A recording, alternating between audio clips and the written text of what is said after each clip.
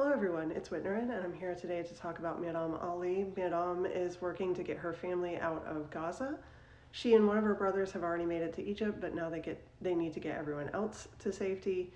And lately there's been a lot going on with her family. They are doing mostly okay as far as like their immediate safety, although Israel does continue to violate its own ceasefire. They have at least not been in like the kind of immediate danger that we've been used to for the past 2 years, at least recently. However, they are living in a bombed out building and it doesn't provide as much shelter as it could.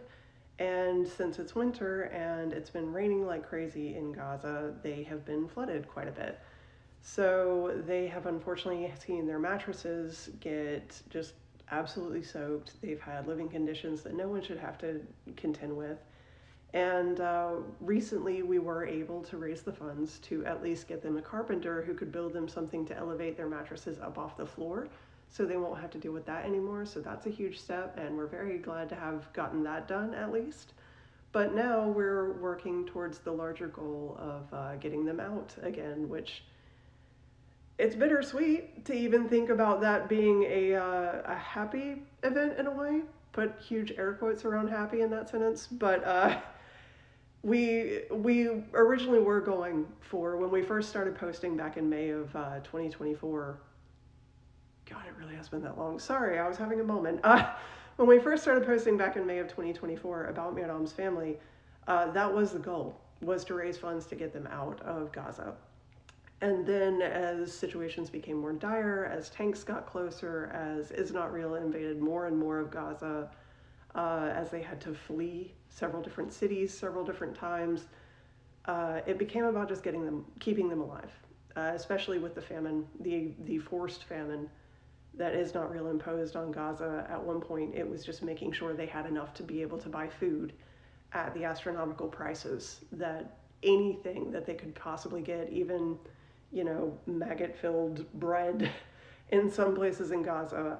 It became about just making sure they had enough to do that, to buy what groceries they could. Now, we are finally back. We've circled all the way back around, and we're back at the original goal of trying to get them funds to be able to leave when a crossing opens, because it does look like maybe a crossing will open soon. We're not sure exactly when, but that is part of the ceasefire, and assuming that Israel actually holds to that part of the ceasefire, which is a huge assumption, I know, but we're hoping. We want to get at least her parents out so that they can get medical care, but also Miram has said a few times that she really wants to reunite with her family, obviously, but also they have lost everything, and this is not the first time. They also went through a similar situation back in 2018. This has been a recurring thing that Israel has imposed on Gaza time and time and time again, and she really just wants to get them out where they can have more stability for a longer term at this point. So anything you can do is much appreciated. She's number one in my tree of links as always, and I will see you all later.